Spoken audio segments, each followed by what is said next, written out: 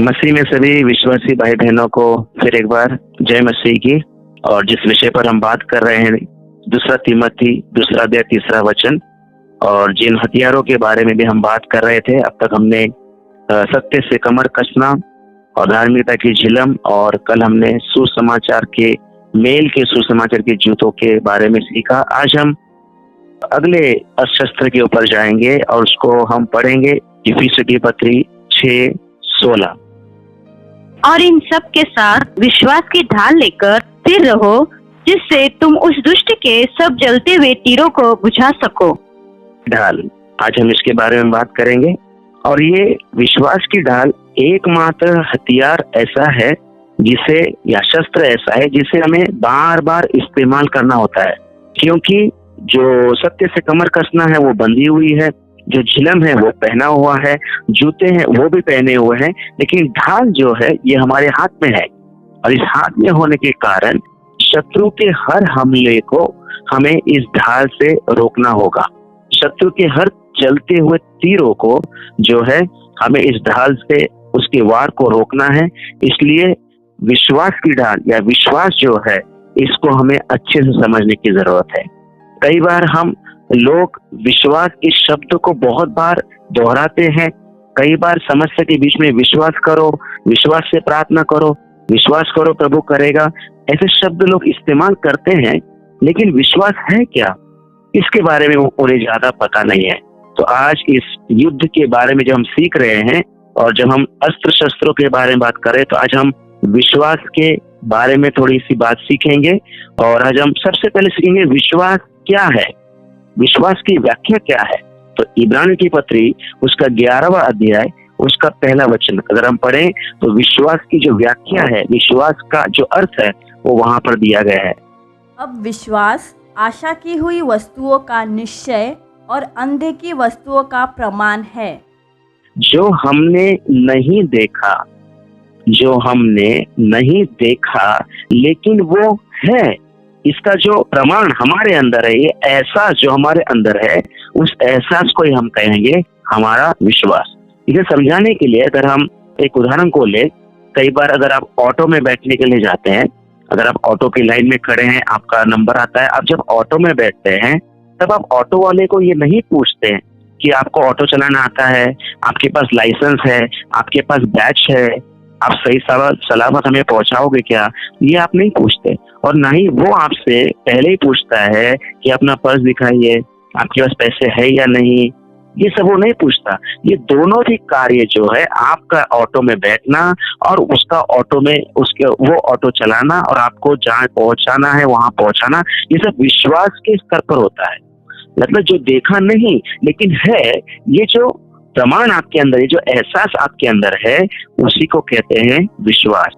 आइए आगे बढ़ेंगे, दूसरे सवाल को पूछेंगे या दूसरे सवाल पे मनन करेंगे। विश्वास कहाँ से आता है, इसका स्रोत कहाँ है, इसका उगम स्थान कहाँ है। तो आइए इब्रानियों की पत्री 12वां अध्याय दूसरा वचन इसको पढ़ेंगे, तो हमें पता चलेगा कि इस विश्वास का उगम स्थान कहाँ से है। और विश्वास के कर्ता और सिद्ध करने वाले यीशु की ओर ताकते रहे। विश्वास का उत्पादक, विश्वास का स्रोत प्रभु यीशु मसीह खुद विश्वास का स्रोत है। विश्वास ये परमेश्वर की ओर से आई हुई बात है। इसीलिए विश्वास कहाँ से आता है, तो इसका स्रोत, इसका उगम स्थान खुद परमेश्वर ही है। अभी सवाल नंबर 3 पे चाहते हैं, हमारे पास विश्वास कहाँ से आता है। तो रोमियो की पत्री 12वां अध्याय 3रा वचन, इसे हम पढ़ेंगे। रोमियो की पत्री 12वां अध्याय 3रा वचन। पर जैसा परमेश्वर ने हर एक को विश्वास परिमाण के अनुसार बांट दिया है, वैसा ही सुबुद्धि के साथ अपने को समझे। तो परमेश्वर ने हर एक को विश्वास, एक परिमाण, एक मेजर ऑफ फेथ, एक माप में हर एक में प्रभु ने हर एक के अंदर विश्वास को डाला है। इसको समझाने के लिए मैं 2 उदाहरण को पढ़ना चाहता हूँ। सबसे पहले मत्ती की किताब उसका 14वां अध्याय 31 वचन। यीशु ने तुरंत हाथ बढ़ाकर उससे थाम लिया और उससे कहा, हे अल्पविश्वासी, तूने क्यों संदेह किया। हाँ, तो यहाँ पर हम देखते हैं जब पतरस पानी पर चला कुछ समय के लिए, जब वो डूब गया और तब उसने प्रभु से कहा मुझे बचा, तब प्रभु ने कहा हे अल्प विश्वासी, हे अल्प विश्वासी। अब इसे और समझने के लिए मत्ती की किताब उसका 15वां अध्याय और 28 वचन पढ़ेंगे, तो वहां हमें दोनों में हम तुलना करके देख सकते हैं कि विश्वास कैसे कहाँ से आता है। इस पर यीशु ने उसको उत्तर देकर कहा, हे स्त्री, तेरा विश्वास बड़ा है। हे अल्प विश्वासी। और कनानी स्त्री जिसने अपने दुष्टात्माग्रस्त बेटी के लिए चंगाई पाई प्रभु यीशु मसीह से, उसको कहा गया तेरा विश्वास बड़ा है। तो इसका सीधा अर्थ है परमेश्वर हर व्यक्ति को एक परिमाण में, एक माप में विश्वास देता है, लेकिन उसे बढ़ाना या उसे घटाना ये हम पर ही निर्भर है। तो जैसे हम विश्वास के बारे में सीख रहे हैं, जैसे शुरू से मैंने आपको बताया, ये बहुत महत्वपूर्ण हथियार है क्योंकि ये सबसे ज्यादा इस्तेमाल होता है, इसलिए इसे हमें अच्छे से समझना होगा। अब चौथे सवाल पे हम चाहेंगे जो कि महत्वपूर्ण है, विश्वास कैसे बढ़ता है। जैसे मैंने पहले तीसरे सवाल में किया कि विश्वास का बढ़ना घटना ये हमारे हाथ में है। परमेश्वर ने हमें विश्वास दिया है, लेकिन उसे बढ़ाना या उसे घटाना ये हमारे हाथ में है। तो विश्वास कैसे बढ़ता है, रोमियो की पत्री 10वां अध्याय 17 वचन को अगर हम पढ़ते हैं तो वहां यूं लिखा है, इसलिए विश्वास सुनने से और सुनना मसीह के वचन से होता है।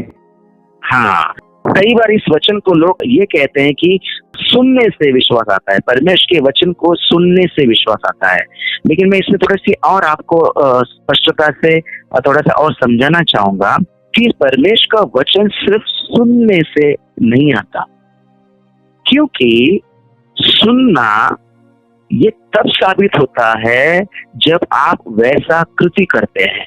उदाहरण के तौर पर आप अपने आप से ही पूछ ले, हर रविवार अगर आपकी कलीसिया में अनाउंसमेंट दी जाती है, सूचना दी जाती है, कलीसिया अगले रविवार शाम ठीक 6 बजे शुरू होगी, अगर आपने देखा होगा कि सभी लोग सुनते हैं, कलीसिया सभी लोग उस सूचना को सुनते हैं, लेकिन अगले रविवार सभी लोग 6 बजे कलीसिया में आते नहीं है। इसका मतलब यह है कि उन्होंने सुना लेकिन उन्होंने वैसा किया नहीं। तो आपने सुना, ये कैसे साबित होगा, जब आप वैसा करेंगे।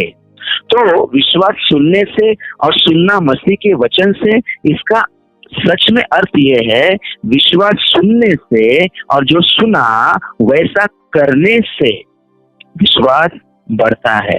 इसको और समझाने के लिए याकूब की किताब 2 अध्याय 26 वचन को अगर हम पढ़ें, वहां याकूब क्या कहता है, याकूब की किताब 2 अध्याय 26 वचन, जैसे देह आत्मा बिना मरी हुई है, वैसे ही विश्वास भी कर्म बिना मरा हुआ है। यहाँ याकूब पौलुस की उसी बात को और स्पष्टता से हमें बताता है कि विश्वास कार्य के बिना, जो आपने सुना अगर आप वैसा कार्य नहीं करते तो आपका सुनना व्यर्थ है, यानी आपका विश्वास मरा हुआ है। तो चौथा मुद्दा बहुत महत्वपूर्ण है, विश्वास सिर्फ सुनने से नहीं, लेकिन जो सुना उसके अनुसार अगर आप चलें तो विश्वास बढ़ता है। और ये बहुत जरूरी मुद्दा है, इसलिए जो कुछ भी आप सुनते हैं, मैं सुनता हूँ, जरूरी है कि जो हमने सुना हम उसे कार्य में लाए और साबित करें कि हमने सुना है। और कैसे साबित होगा, हमने सुना है, हमने अगर वैसा किया तब साबित होगा कि हमने जो सुना है उस पर हमारा विश्वास है। आइए आखिरी मुद्दों की तरफ बढ़ते हैं, विश्वास जरूरी क्यों है, क्यों जरूरी है विश्वास। इब्रानियों की पत्री 11वां अध्याय 6 वचन, और विश्वास बिना उसे प्रसन्न करना अनहोना है, क्योंकि परमेश्वर के पास आने वाले को विश्वास करना चाहिए कि वह है। हाँ, वह है, सबसे पहले उसे विश्वास करना है, वो है, और अपने खोजने वाले को प्रतिफल दे रहा है। तो विश्वास क्यों जरूरी है, क्योंकि उसके बगैर हम परमेश्वर को प्रसन्न नहीं कर सकते। तो आज हमने विश्वास की ढाल के बारे में मनन करते हुए आज हमने ये जानने की कोशिश की कि विश्वास क्या है, और आज यहीं पर हम समाप्त करेंगे। आइए प्रार्थना करें। प्यारे पिता, यीशु के नाम से आज के इन वचनों के लिए धन्यवाद देते हैं। जो वचन हमने सुना उस पर उसे कार्य में लाने के लिए तो हमारी सहायता कर। फिर एक बार प्रभु जी, तूने कहा जिसके कान हो वो सुन ले, तो प्रभु हमें सुनने वाले कान, समझने वाला मन और आज्ञा पालन करने वाला हृदय प्रदान करे, ऐसी प्रार्थना करते हैं। यीशु के नाम से मांगते हैं, सुन और कबूल कर देता। आमेन और आमेन। प्रभु आपको आशीष दे।